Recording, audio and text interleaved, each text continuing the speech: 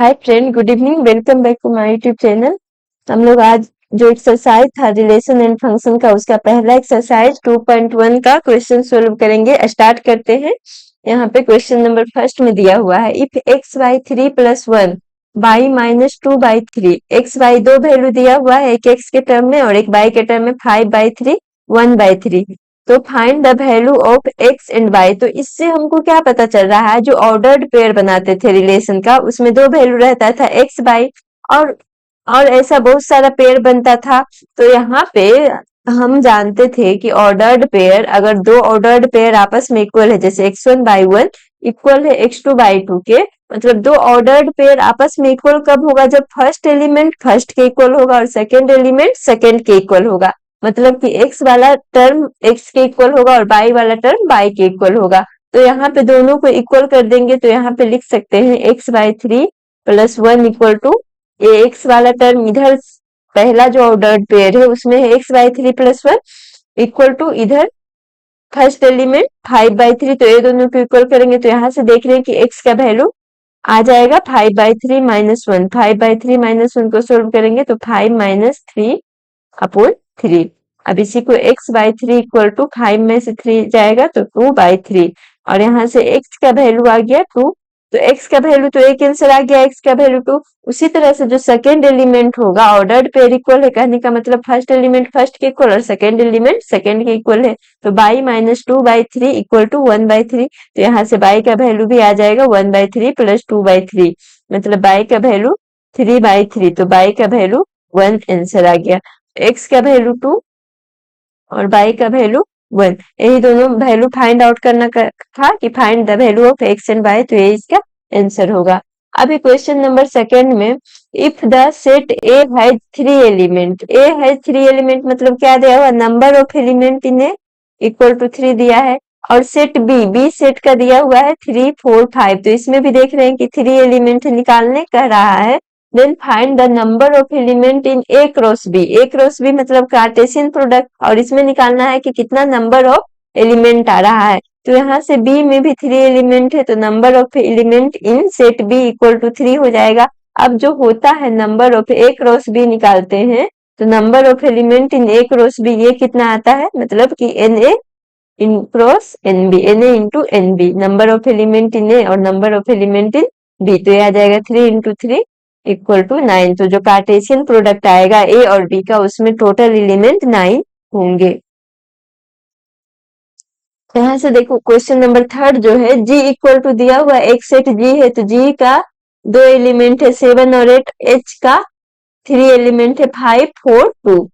Find g cross h and h cross g, मतलब पहले g into h निकालना है, फिर h इंटू g निकालना है, तो कार्टेशियन प्रोडक्ट का। तो अब देखो, तो जैसे अभी हम बताए हैं कि जो g क्रॉस h, मतलब वहां पे a भी था, तो a क्रॉस b कितना एलिमेंट आया था 9। तो यहाँ पे देख रहे हैं g में 2 एलिमेंट, h में 3 एलिमेंट। तो g क्रॉस h अगर निकालेंगे तो इसमें कितना एलिमेंट आएगा, तो 2 × 3 टोटल 6 एलिमेंट आएगा। यहाँ से निकालते हैं g क्रॉस h। अब g क्रॉस h कैसे निकालेंगे, तो 7 8 पहला सेट था और दूसरा सेट 5 4 2 था। तो इसको हम ऑर्डर्ड पेयर के रूप में लिखते हैं, मतलब कि पहले वाले सेट का x का वैल्यू कंसीडर करते हैं और दूसरे वाले सेट के एलिमेंट को y का वैल्यू कंसीडर करते हैं। तो हम हमेशा g को पहला सेट मानते हैं, g जो है ये फर्स्ट सेट आ जाएगा, तो ये x का वैल्यू देगा, और ये h जो है सेकंड सेट होगा, तो ये y का वैल्यू देगा। तो यहाँ पे ऑर्डर्ड पेयर बनाते हैं x और y का। तो पहला अगर 7 लिखेंगे तो यहाँ पे 7 एक बार 5 होगा, एक बार ये और ये एलिमेंट का पेयर बनेगा, फिर क्या हो जाएगा 7 4, उसी तरह से 7 2 आ जाएगा। तो देखो यहाँ पे ऐसा हम नहीं लिख सकते, अगर 5 7 लिखेंगे, जैसे 7 5 को 5 7 भी लिख सकते, लेकिन वहां पे ये गलत हो जाएगा। क्यों गलत होगा, क्योंकि जो भी एलिमेंट अगर कार्टेशियन प्रोडक्ट लेते हैं, तो जो पहले आ रहा है इसको x वैल्यू कंसीडर करेंगे ऑर्डर्ड पेयर में, और जो बाद में आ रहा है इसको y का वैल्यू कंसीडर करेंगे। तो जैसे 7 5, अगर 5 और 7 लिखते तो इसमें x वाला वैल्यू 7 5 हो जाता और y वाला वैल्यू 7 हो जाता। लेकिन यहाँ से जो x वाला वैल्यू, इसमें देखो इसमें कहीं 5 नहीं है, तो इसलिए ये 5 7 ना होकर के 7 5, मतलब हमेशा x वाले को जो पहले लिखा गया उसका वैल्यू x को मानेंगे, और जो सेकंड में लिखा गया है उसके वैल्यू को y का एलिमेंट मानेंगे। अब तो 1 से मल्टीप्लाई किए, अब क्या आ जाएगा 8 5 आ जाएगा, 8 4 आ जाएगा और 8 2। तो अभी हम देखे थे कि टोटल कितना एलिमेंट होना चाहिए जी क्रॉस एच में, तो यहाँ पे 2 इंटू 3 6, यहाँ पे भी देख रहे 3 और 3 6 एलिमेंट आया है। और जो कौन कौन सा एलिमेंट आया, तो 7 5 7 4 7 2 8 5 8 4 8 2, तो ये आंसर हो गया। अब इसी में देखो एच क्रॉस जी निकालने कह रहा है, तो देखने से तो लग रहा है बस यही मल्टीप्लीकेशन है, लेकिन यहाँ पे कार्टेशियन प्रोडक्ट में क्या करते हैं, जो पहले लिखा रहता है उसके वैल्यू को एक्स कंसीडर करेंगे और दूसरे वाले वैल्यू को बाई कंसीडर करेंगे। तो यहाँ पे लिखेंगे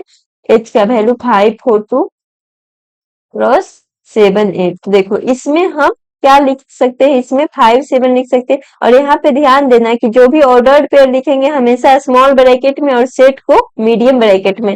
5 7 हो जाएगा और 5 8 4 7 आ जाएगा, 4 8 आएगा, 2 7 आ जाएगा और 2 8। तो ए भी कितना एलिमेंट होगा, टोटल 6 एलिमेंट होगा, क्योंकि यहाँ पे भी तो एच में 3 एलिमेंट है और जी में 2 एलिमेंट है। 3 इंटू 2 6 और जो वैल्यू आएगा 5 7 5 8 4 7 4 8 2 7 2 8। देखो 5 एक्स का है, मतलब एच वाला पहले लिखा है तो 5 पहले है, इसमें भी 5 पहले, इसमें 4 पहले, इसमें भी 4, इसमें 2, इसमें भी 2 पहले है। तो बस ध्यान रखना है कि जो पहले मल्टीप्लाई करने के लिए बोलेगा उस सेट को हम लोग एक्स के जगह पे वैल्यू को पुट करेंगे।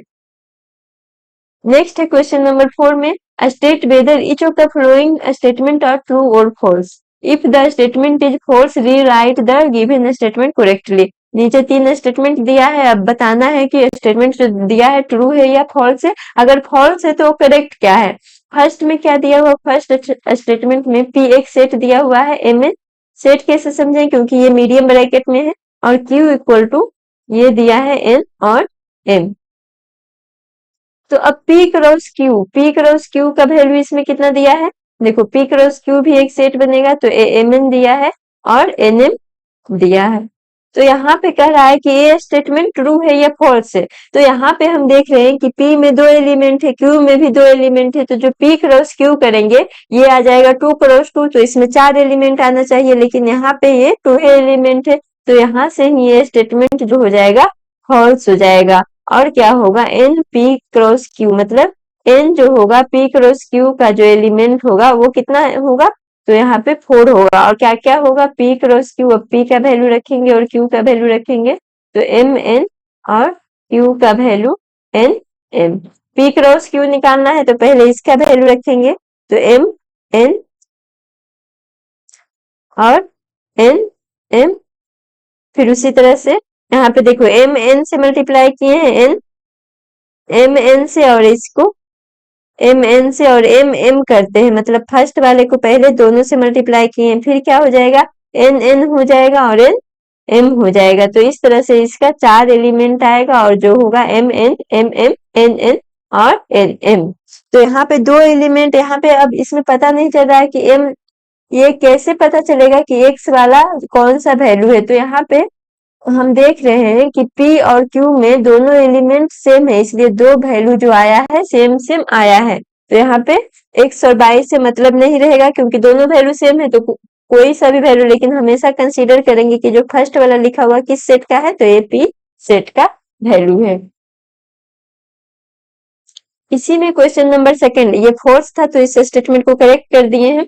सेकंड है, क्या कह रहा है कि A and B are two और नॉन इम्पटी सेट, ए और बी नॉन इम्पटी सेट है, then A cross B is a non empty set of ordered pair x y such that x belongs to and y belongs to B. तो ये कह रहा है कि हम जानते हैं कि अगर नॉन इम्पटी सेट या इनफाइनाइट सेट होता है तो कार्टेशियन प्रोडक्ट भी उन दोनों सेट का नॉन इम्पटी सेट या फिर इनफाइनाइट सेट आता है। तो यहाँ पे नॉन इम्पटी सेट है ए बी, तो इसका प्रोडक्ट भी आएगा नॉन इम्पटी सेट।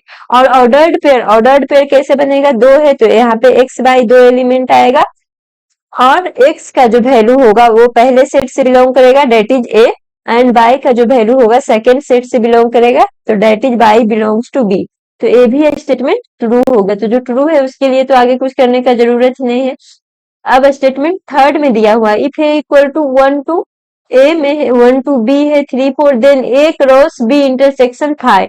थर्ड में क्या कह रहा है, ए क्रॉस ए का है 1 और 2, बी का वैल्यू है 3 और 4, तो ए क्रॉस बी इंटरसेक्शन 5।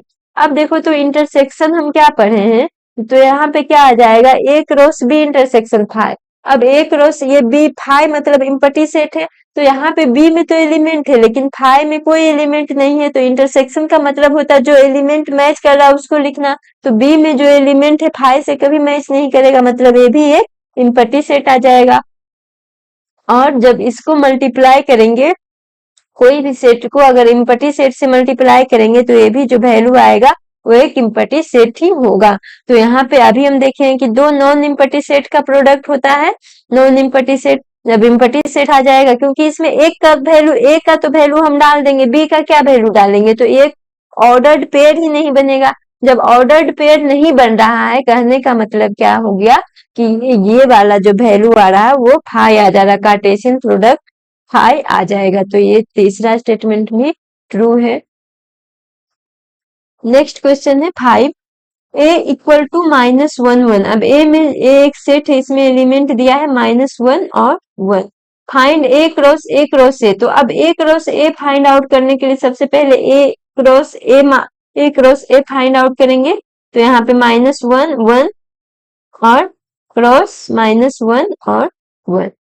देखो, तो यहाँ पे भी दोनों एलिमेंट सेम है, तो यहाँ पे एक्स और वाई का वैल्यू किसी किसी में सेम भी आ सकता है। तो यहाँ पे देखो, तो अब ये ए का कितना एलिमेंट है, 2 है, इसमें कितना है, 2 है, तो टोटल जो ऑर्डर्ड पेयर बनेगा वो 4 बनेगा। अब कौन कौन सा बनेगा, तो -1 इसके पहले वाले एलिमेंट को, फिर इसके पहले -1, फिर इसके पहले वाले एलिमेंट को, इसके दूसरे वाले एलिमेंट को, फिर इसके दूसरे वाले, मतलब यहाँ पे एक्स का वैल्यू 1 से -1 मल्टीप्लाई कर रहे हैं, तो और फिर क्या आ जाएगा, 1 और 1 आ जाएगा।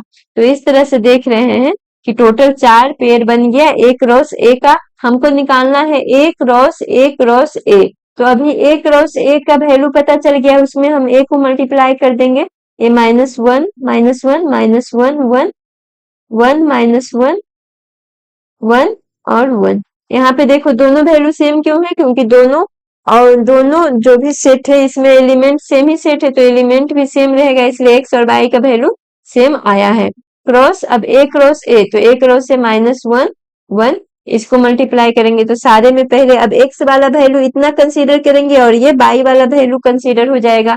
तो यहाँ पे जो सेट बनेगा -1 -1 -1, एक्स वाले को पहले हम वाई वाले से मल्टीप्लाई करते पहला से, फिर क्या आ जाएगा, -1 1 -1, फिर आ जाएगा 1 -1 -1, फिर 1 1 -1, क्योंकि एक वाला वैल्यू बाई का वैल्यू जो -1 था, तो यहाँ से देख रहे हैं कि जितना भी एक्स से मल्टीप्लाई हुआ चारों से, सब में बाई का वैल्यू -1 है। अब बाई का एक वैल्यू +1 है, तो +1 वाले को भी एलिमेंट को अरेंज करेंगे, तो -1 -1 1 -1 1 1, फिर क्या है, 1 -1 1 और 1 1 1। तो इसमें देख रहे हैं टोटल कितना एलिमेंट है, तो 1 2 3 4 5 6 7 8। तो यहाँ पे ए क्रॉस ए निकाले, मतलब 2, ए में भी तो दोनों तीनों में सेम एलिमेंट, तो 2 इंटू 2 इंटू 2, मतलब नंबर ऑफ एलिमेंट जो आएगा ए क्रॉस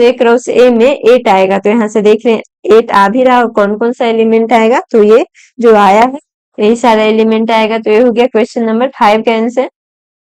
नेक्स्ट क्वेश्चन है क्वेश्चन नंबर 6। यहाँ पे ए क्रॉस बी दिया है, A cross B equal to A x A by B x और B by. A cross A दिया है, तो फाइंड ए एंड बी। तो अब हम जानते हैं कि जो पहला एलिमेंट होता है वो एक्स का वैल्यू देता है। एक्स का वैल्यू कहने का मतलब पहले वाले सेट का वैल्यू।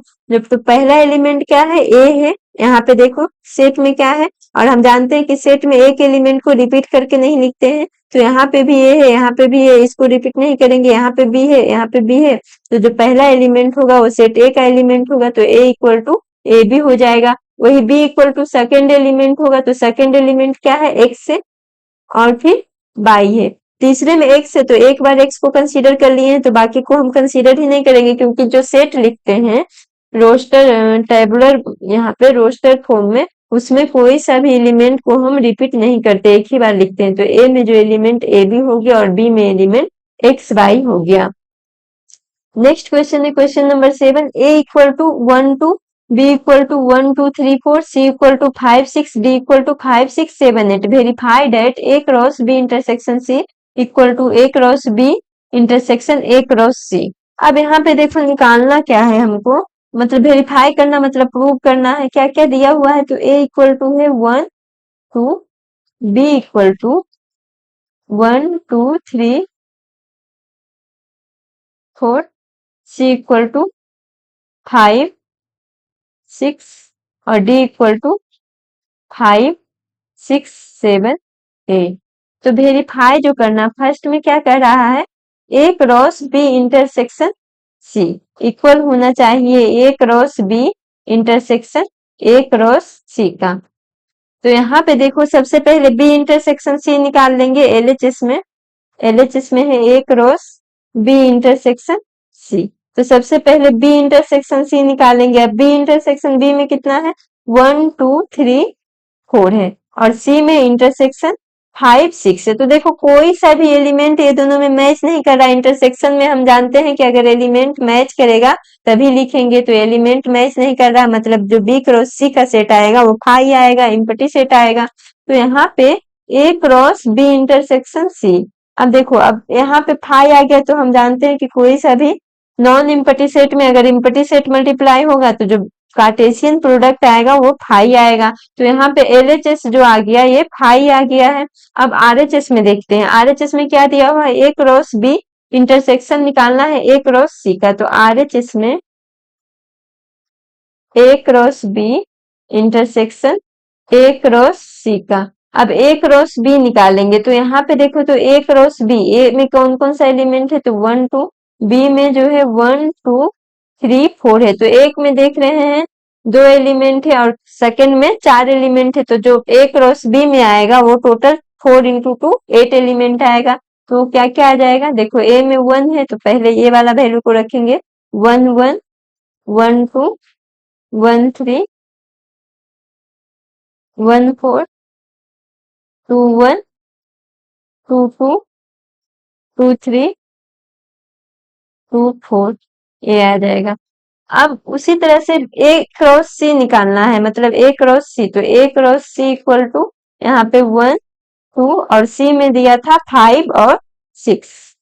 तो यहाँ से इसमें 2 एलिमेंट, इसमें 2 एलिमेंट, टोटल कार्टेशियन प्रोडक्ट में 4 एलिमेंट आएगा। 4 एलिमेंट कहने का मतलब 4 ऑर्डर्ड पेयर, तो 1 5 1 6 2 5 2 6। देखो अब ये 4 एलिमेंट आ गया। हमको निकालना क्या है, ए क्रॉस बी और ए क्रॉस सी का इंटरसेक्शन, मतलब इसमें और इसमें कौन सा एलिमेंट मैच कर रहा है। तो देखो तो इसमें 1 5 है, इसमें लास्ट हो गया 1 4 तक, तो ये 1 5 1 6 तो होगा ही नहीं। उसी तरह से 2 5 2 6 भी नहीं है। तो यहाँ पे जो आएगा, इसलिए हम लिख सकते हैं A cross B intersection, sorry, A cross B intersection A cross C equal to phi आ गया और फाई ये आरएचएस आया है। तो यहाँ पे देख रहे हैं एलएचएस में फाई आया इम्पटी सेट और आरएचएस में भी इम्पटी सेट आया है। तो यहाँ से हम लिख सकते हैं hence LHS equal to RHS. LHS और आरएचएस दोनों वेरीफाई हो गया कि एलएचएस इक्वल है आरएचएस के। अब इसी का क्वेश्चन नंबर सेकंड में कह रहा है A cross C is a subset of B cross D. अब ए क्रॉस सी, यहाँ पे हम ए क्रॉस सी निकाल लिए हैं, इतना आया है। अब बी क्रॉस डी का कह रहा सबसेट है, तो यहाँ पे सेकंड में A cross C equal to पहले ही फाइंड आउट है, कितना है, यहाँ से देखेंगे 1 5 1 6। यहाँ से हर एलिमेंट के बाद अगर सेट में लिख रहे हैं तो हर एलिमेंट के बाद देखो ऑर्डर्ड पेयर में भी कॉमा देकर के लिखेंगे एक्स वाई को, और उसके बाद हर एलिमेंट को भी कॉमा देकर के लिखेंगे। तो 2 5 और ये 2 और 6 हो गया। 4 एलिमेंट ए क्रॉस सी में। बी क्रॉस डी निकालना है और कह रहा है कि बी क्रॉस डी जो सबसेट है ए क्रॉस सी सबसेट है बी क्रॉस डी का। कहने का मतलब है कि ए क्रॉस सी का एलिमेंट जो आ रहा है बी क्रॉस सी में भी मैच करना चाहिए। अगर एक भी एलिमेंट मैच कर गया तो इसका मतलब है कि A cross C B cross D का सबसेट है। तो बी में जो वैल्यू था 1 2 3 4 था और क्रॉस डी में जो वैल्यू था 5 6 7 8 था। तो यहाँ से देख रहे हैं कि दोनों में 4-4 एलिमेंट है, तो 4 4 इंटू 4 जो टोटल बी क्रॉस डी में एलिमेंट आएगा वो 16 एलिमेंट बनेगा। तो यहाँ से हम देखेंगे क्या क्या आ जाएगा, तो 1 5 1 6 1 7 1 8, उसी तरह से 2 5 2 6 2 7 2 8, उसी तरह से 3 5 3 6 3 7 3 8, उसी तरह से आ जाएगा 4 5 4 6 4 7 4 8। तो ये इस तरह से टोटल बी क्रॉस डी में 16 एलिमेंट आ गया। अब कह रहा है कि ए क्रॉस सी जो है बी क्रॉस डी का सबसेट है। तो यहाँ पे देख रहे हैं कि एलिमेंट मैच कर रहा है। ए क्रॉस सी का एलिमेंट देखो तो 1 5 मैच कर रहा, 1 6 भी मैच कर रहा, 2 5 भी मैच कर रहा और 2 6 भी मैच कर रहा। मतलब बी क्रॉस ए क्रॉस सी का सारा एलिमेंट बी क्रॉस डी से मैच कर रहा है। तो ये हो जाएगा एस सबसेट है। कहने का मतलब इसका इस सेट का पार्ट है, तो इसी सेट का पार्ट 4 एलिमेंट है, तो यहाँ पे हम लिख सकते हैं as A cross D. Verify करना, तो यहाँ पे वेरीफाई तो हो गया कि A cross C is a subset of B cross D, यही प्रूव्ड हो गया।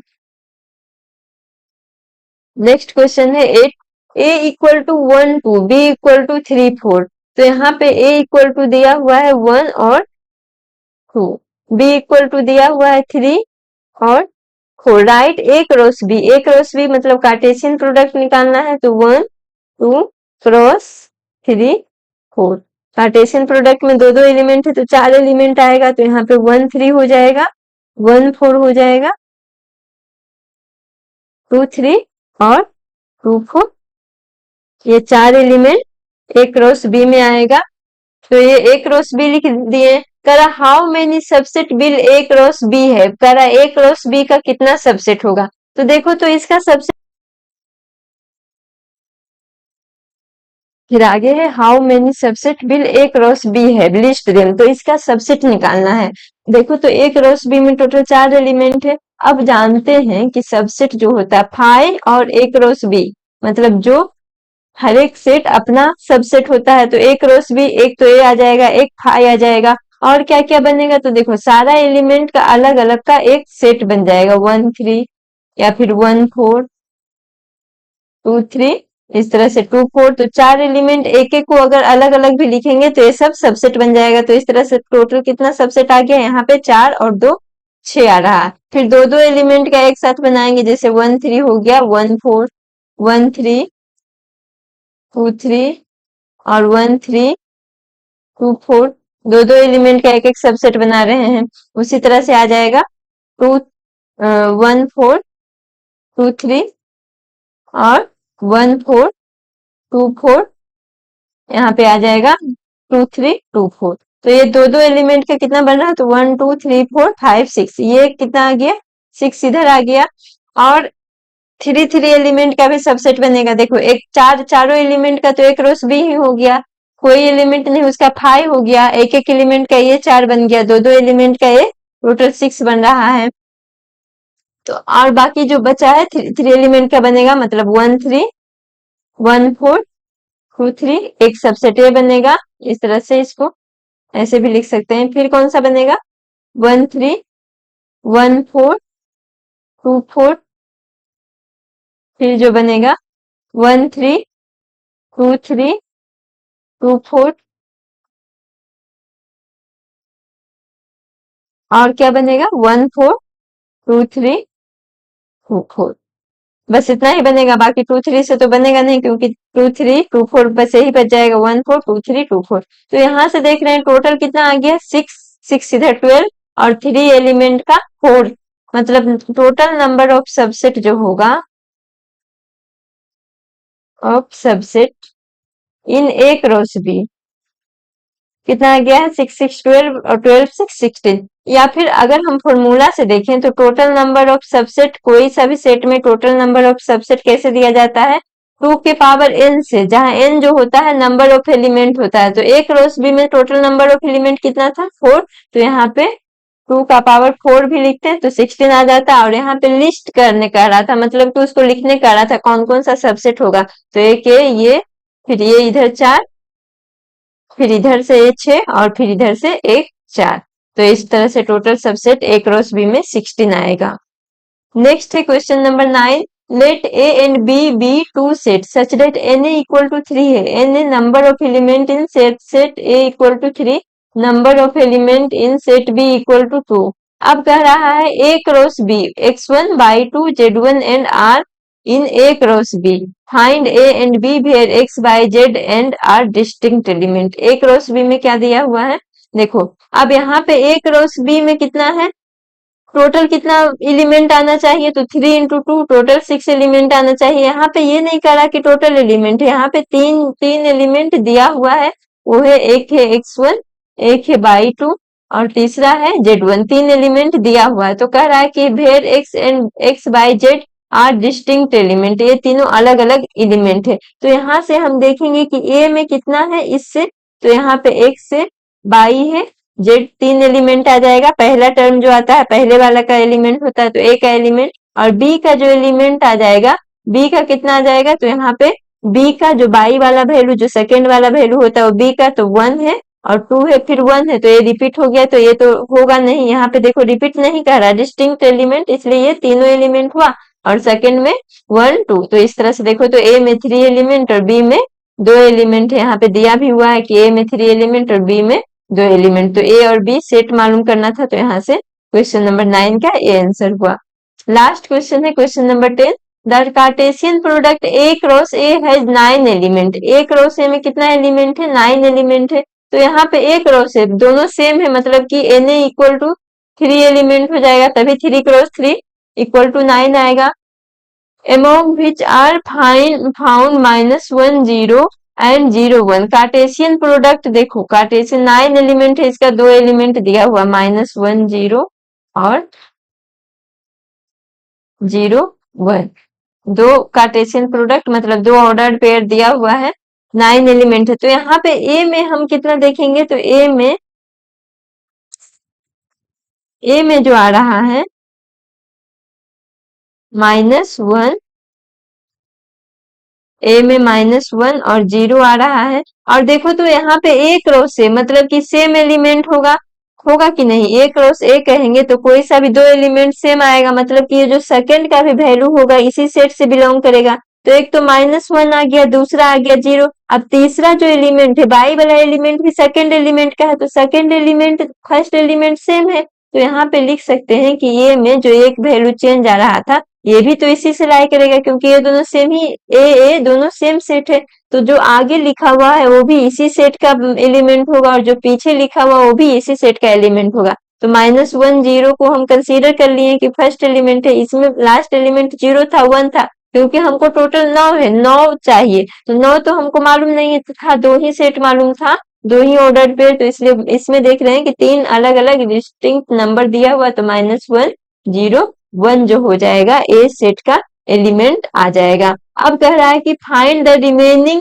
एलिमेंट ऑफ ए क्रॉस ए, तो अब ए में एलिमेंट पता चल गया, तो ए क्रॉस ए में कितना एलिमेंट, टोटल 9 आना चाहिए, 1 0 1 क्रॉस 1 0 1, इस तरह से तीन तीन एलिमेंट का, तो यहाँ पे जो रिमेनिंग एलिमेंट क्या हो जाएगा, -1 1 -1 0 -1 और 1, सॉरी यहाँ पे -1, यहाँ पे होगा -1 0 1, तो यहाँ पे -1 और यहाँ पे हो जाएगा -1 1, सेकेंड एलिमेंट 0 -1 0 0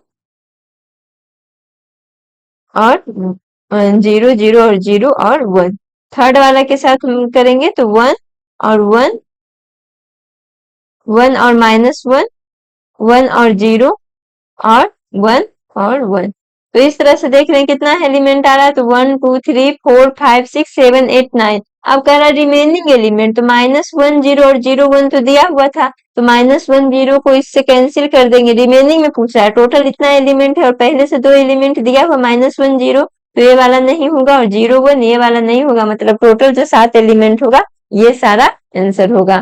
तो ये था एक्सरसाइज 2.1 का सॉल्यूशन। अगले क्लास में हम लोग एक्सरसाइज 2.2 का सॉल्यूशन करेंगे।